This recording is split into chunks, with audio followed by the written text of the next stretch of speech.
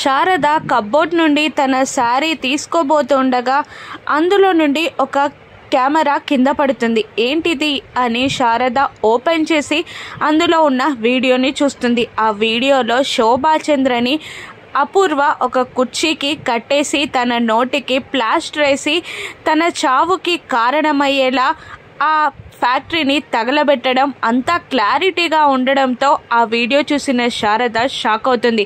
వెంటనే భూమికి కాల్ చేస్తుంది శారద. మీ అమ్మ శోభాచంద్ర చావుకి ఎవరో కారణం కాదమ్మా, ఆ అపూర్వే మీ అమ్మ శోభాచంద్రని చంపేసిందమ్మా అని శారద చెప్పగానే భూమి షాక్ అవుతుంది. ఇక శారద భూమితో మాట్లాడడం అంతా రూమ్ బయటుండి రత్నం వినేస్తుంది.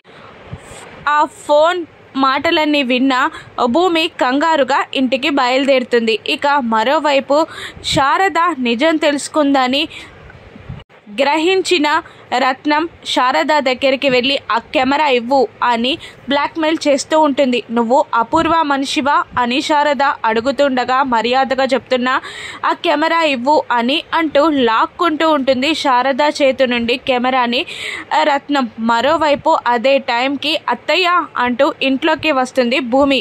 ఇల్లంతా చిందరవందరగా ఉండడంతో పైనుండి సౌండ్స్ వినబడడంతో పైకి వెళ్తూ ఉంటుంది భూమి. మరోవైపు శారద చేతిలో నుండి కెమెరాని లాక్కోబోతూ ఉంటుంది రత్నం. శారదాని భూమి కాపాడుకోగలదా? రత్నం వల్ల శారదకి ఏదైనా ప్రమాదం జరుగుతుందా? ఆ కెమెరా భూమి చేతికి వస్తుందా? అపూర్వ దోషిలా నిలబడుతుందా? లేదంటే శారదకి ఏదైనా జరిగితే గగన్ భూమిని అపార్థం చేసుకుంటాడా? సీరియల్లో రానున్న ట్విస్ట్ ఏంటో నెక్స్ట్ ఎపిసోడ్లో చూద్దాం. Thank you for watching.